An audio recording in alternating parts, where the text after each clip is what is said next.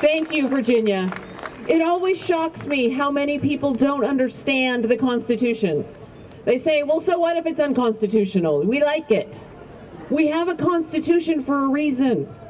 This document that founded our country matters. I've got one announcement. The question has already been coming up, when will we have video from this event? If you go to civilrightsfoundation.org, you will find it. And look, it's our noisy friends who believe in free speech. I'm surprised they came a little late to the party. I was expecting them earlier. It's about appropriate that they show up just as our next speaker comes up, because we deal with the laws, we fight for the laws, we try to change the laws, but the parallel to that is the culture.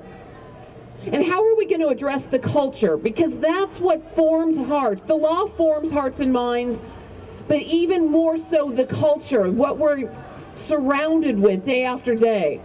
And Bill May and his fabulous organization, Catholics for the Common Good, are dedicated to forming the culture so that people get the message even when there are others trying to shout them down.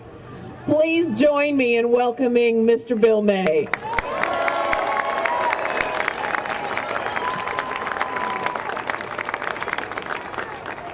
If you could see the sea of people here, this is wonderful for us all to be together. You know, a few years ago, Father Michael Sweeney, the president of the Dominican School of Philosophy and Theology in Berkeley, told a group of us, if you're going to die for something, never die for a principle, always die for a person.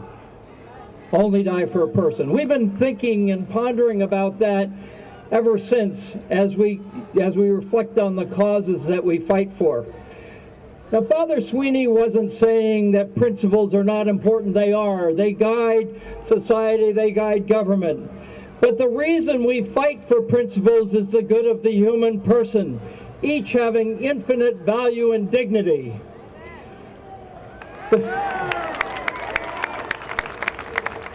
The First Amendment is supposed to protect us from tyranny of government, forcing us to violate our consciences formed by our faith. But it's important to remember the reason we don't want to violate our consciences is not just a matter of principle, but it's a matter of not wanting to do what we know will cause harm to other people. The harm could be physical, it could be emotional, it could be spiritual, it does not matter.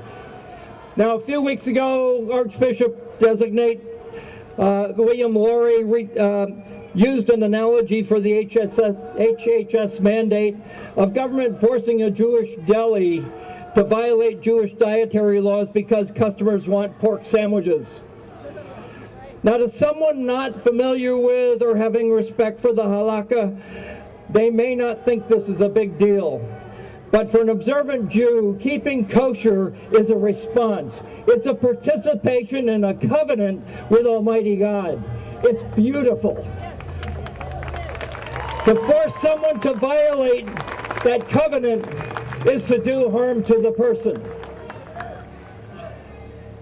Religion provides a moral voice in society to help us resist the temptation to make laws merely to suit ourselves. By helping us know right from wrong and what causes spiritual, physical, and emotional harm to another, our faith teaches us to fight for a just society.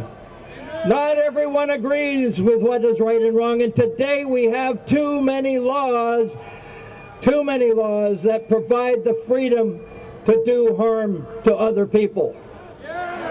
Many believe the value of the person is determined by ability. A disabled person has no right to live if the disability is detected before they are born. People are free to create children with the intention of depriving them of their fundamental right to know and, as far as possible, be cared for by their mother and father. But we are not here today to debate what is right and wrong. The question is whether anyone should be compelled by the power of government, by the President of the United States, to promote, to pay for what we know will cause harm to our brothers and sisters. While medical schools have long since taken the phrase out of the Hippocratic Oath, no matter what, based on what we know to be true and good, we will not do harm. Turning to the HMS mandate, some of us know when chemicals are given to healthy women to make them unhealthy to the point they cannot sustain the life that is growing within them, this causes harm. People can disagree and debate whether ending a human life is harmful, but for those of us who know it is, don't force us to do it, don't force us to promote it, don't force us to pay for it. We will not do harm.